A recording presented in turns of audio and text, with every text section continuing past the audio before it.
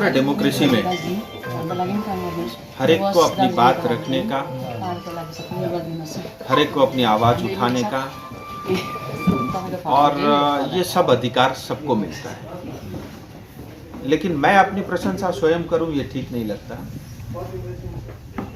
बाकी जो नेगेटिव राजनीति से प्रेरित हैं या टीएमसी के साथ जो डायरेक्टली इनडायरेक्टली मिले हुए हैं, मुझे लगता है मैं अपना समय उन सब चीज़ों में खराब करूं, शायद ये जनता के लिए उचित नहीं है। इससे पहले भी बहुत सांसद दार्जिलिंग में हुए और मुझे अभी 2 साल हुए हैं। मुझे गर्व है दार्जिलिंग का सांसद होने के नाते, और दार्जिलिंग का सांसद मेरे लिए सिर्फ एक फॉर्मेलिटी नहीं है, एक सिंबल नहीं है। मैं स्वयं गोरखा हूँ। मैं चाहता हूँ 1.5 करोड़ गोरखाओं के साथ न्याय होना चाहिए। 2 साल आज तक जब भी मुझे मौका मिला मैंने अपनी बात रखी। रिकॉर्ड में भी सब मौजूद है। कोई व्यक्ति अगर ये कहे कि पार्लियामेंट में 0 ओवर या 377 में बोलना ठीक है नहीं है, लोगों के अपनी अपनी बात हो सकते हैं, लेकिन पार्लियामेंट में कोई भी बयान देना, जोन बालाजी हमारे बीच में मंत्री बन के बैठे हैं, उनको ही पता है, बहुत आसानी से नंबर नहीं लगता, लॉटरी होती है। और कोई भी विषय पार्लियामेंट में विषय रखना उसकी अपने आप में एक गरिमा होती है। अगर कोई व्यक्ति उसको 0 ओवर करके उसकी अवहेलना करता है, मुझे लगता है लोकतंत्र के सबसे बड़ी मंदिर का ये अपमान है। और सुमेरु मंच में खड़े होकर भाषण देना और गोरखालैंड की डिमांड करना एक विषय रहता है, लेकिन वही विषय पार्लियामेंट में आप उठाते हो, उसकी अलग एक गरिमा होती है। और मुझे लगता है उससे पवित्र कोई स्थान लोकतंत्र में जनता की आवाज उठाने का नहीं हो सकता। खैर, जैसा मैंने कहा, लोकतंत्र में हर व्यक्ति अपना बात रख सकता है, उसको रखना भी चाहिए, और जरूरी नहीं कि हर बात हर लोग मेरे से सहमत हो। और मुझे ईमानदारी से क्या करना हो मुझे पता है, और जनता ने भारतीय जनता पार्टी को सपोर्ट क्यों किया है, मुझे सांसद क्यों बनाया, हमारे विधायक साथियों को क्यों विधायक बनाया, हमारी अलायंस पार्टी के ऊपर में भरोसा और ट्रस्ट क्यों है, वो मैं अच्छे से जानता हूँ।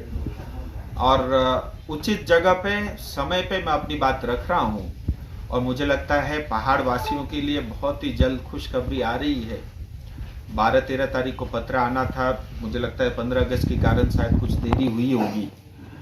2-4 दिन के अंदर में मैं ऐसा मानता हूँ पत्र आ जाएगा, ट्राइपेटा टॉक स्टार्ट होगा। लेकर के पॉलिटिकल पार्टी लेकर के हम सब मिल कर के अगर टॉक्स करेंगे, इसका समाधान निकल सकता है। भारत सरकार देने के लिए तैयार है, लेकिन अगर हम आपस में ही विभाजित रहेंगे, खंडित रहेंगे, टुकड़े टुकड़े अलग अलग होके रहेंगे, तो मुझे लगता है फिर बहुत मुश्किल आएगी। हम सब एक मत हो, क्योंकि हम सब चाहते हैं गोरखाओं को न्याय मिले, दार्जिलिंग तराई डूवर्स की जनता को न्याय मिले, और वो न्याय मिल सकती, इससे पहले लोगों को मिला भी है। सो मुझे लगता है इस समय का पूरा उपयोग करना चाहिए।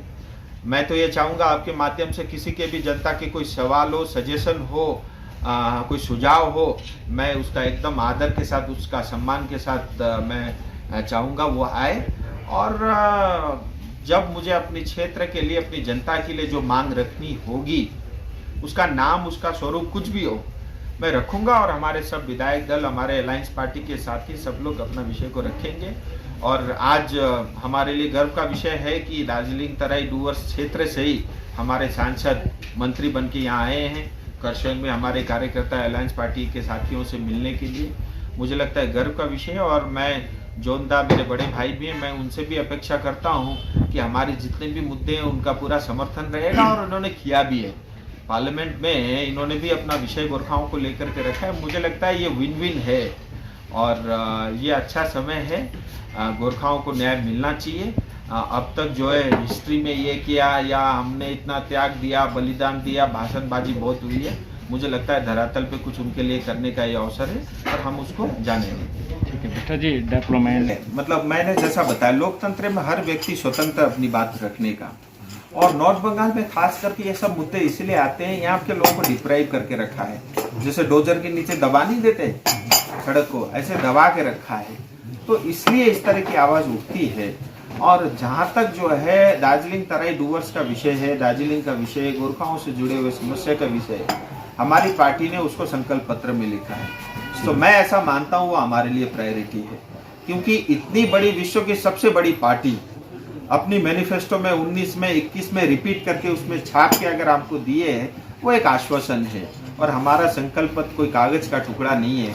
आप इतिहास उठा के देख लीजिएगा, पिछले 7 साल में जो कहा वो हुआ है, चाहे 370 हो, चाहे 35 हो, राम मंदिर का शिलान्यास शुरू हो गया है, बोरोलिन की समस्या थी उसका समाधान हुआ है।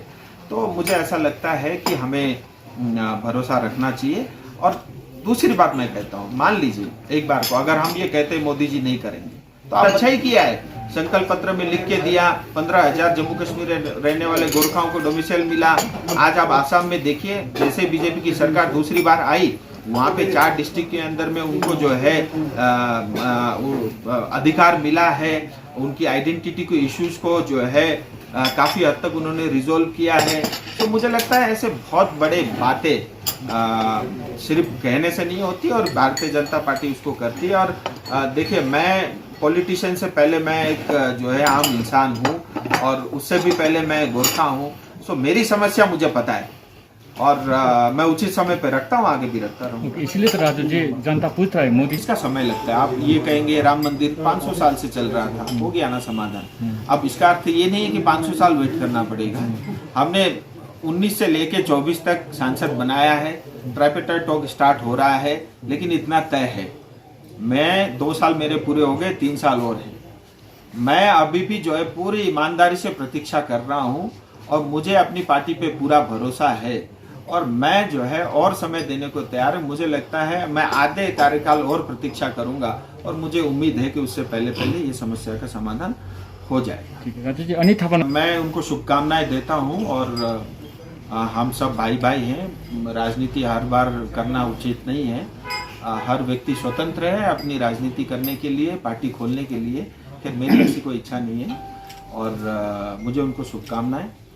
लेकिन मेरा ऐसा मानना है कि दार्जिलिंग में पॉलिटिक्स ज़्यादा हो रही है। सो मुझे तो ऐसा लगता है पॉलिटिकल पार्टी नहीं, दोनों, पॉलिटिक्स भी ज़्यादा हो रहा है, पॉलिटिकल पार्टी भी ज़्यादा है, नेता भी ज़्यादा हो रहे हैं, और जनता जो है ना मतलब परेशान है। और इतने झूठे वादे होते हैं, अल्टीमेटली करता कुछ नहीं है, ईमानदार कोई नहीं है, सब लोग जेब भरने का काम कर रहे हैं। आज आप देखिए ईमानदारी से, दार्जिलिंग में आज भी किसी चीज़ की अगर लड़ाई हो रही है, वो जीटीए कुर्सी की लड़ाई हो रही है। सो जब तक हमारी सोच इससे ऊपर नहीं उठती, तब तक बेचारे जनता को कहां से न्याय मिलेगा। उसके लिए जिम्मेदार हम हैं। हम जनता को दोष दे उचित नहीं है। जनता ने हर बार जो है वोट दे करके नेताओं को जिताया जिसने अच्छे वादे किए, और मुझे लगता है कि ये पॉलिटिकल पार्टी की जिम्मेदारी है। और एक बार मैं आपके माध्यम से सभी नेताओं को, पॉलिटिकल पार्टियों को ये आह्वान करता हूं, यही समय है, सही समय है, उचित समय है। हम मिलकर प्रयास करेंगे